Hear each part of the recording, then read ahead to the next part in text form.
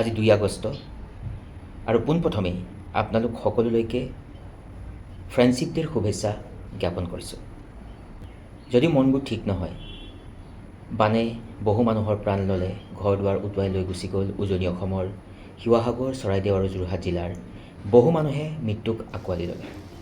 হেঁপাহৰ আপোন ঘৰখনকো বানে উটুৱাই লৈ গুচি গ'ল আৰু নানান ধৰণৰ অসুবিধাৰ মাজেৰে আজিৰ সময়ত সেই মানুহখিনিয়ে জীৱন অতিবাহিত কৰিব লগা হৈছে।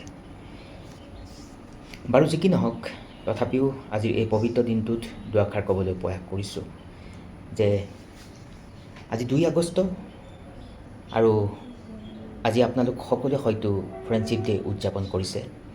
আপোনাৰ অন্তৰংগ বন্ধুজনক হয়তো এটা মেছেজ কৰিছে ফ্ৰেণ্ডশ্বিপ ডে'ৰ শুভেচ্ছা জনাই।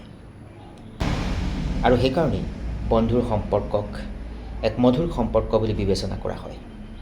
আৰু আজিৰ এই পবিত্ৰ দিনটোত বন্ধুসকলক মৰম, ভালপোৱা আৰু তেওঁলোকৰ যি সম্পৰ্ক, সেই সম্পৰ্ক আৰু অধিক সুদৃঢ় কৰাৰ উদ্দেশ্য আগত ৰাখি সমগ্ৰ দেশত আগষ্ট মাহৰ প্ৰথম দেওবাৰত বন্ধু দিৱস উদযাপন কৰা হয়।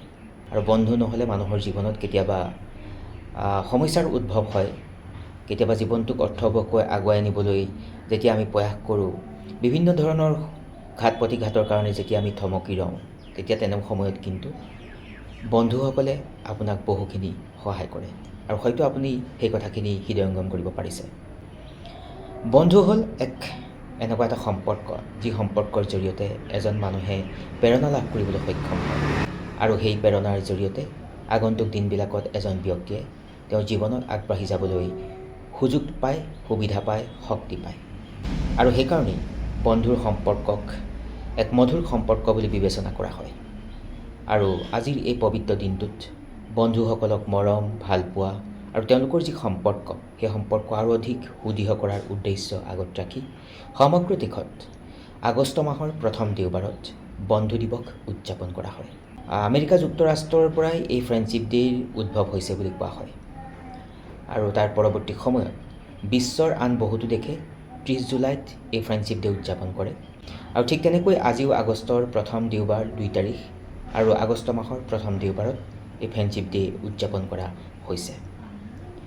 ভাৰতবৰ্ষৰ উপৰিও আমেৰিকা যুক্তৰাষ্ট্ৰ, United Arab emirates UAE, Malaysia, Bangladesh আদি যিবিলাক দেশ, সেই দেশবিলাকতো আগষ্ট মাহৰ প্ৰথম দেওবাৰত ফ্ৰেণ্ডশ্বিপ ডে' উদযাপন কৰা হয়।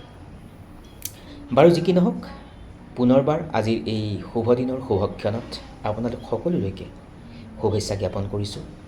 আগন্তুক দিনবিলাক আপোনালোকৰ সুখৰ হওক, মধুৰ হওক, সফলতাৰ প্ৰাপ্তিৰ দিশত আপোনালোক আগবাঢ়ি যাওক, তাক কামনা কৰিছোঁ।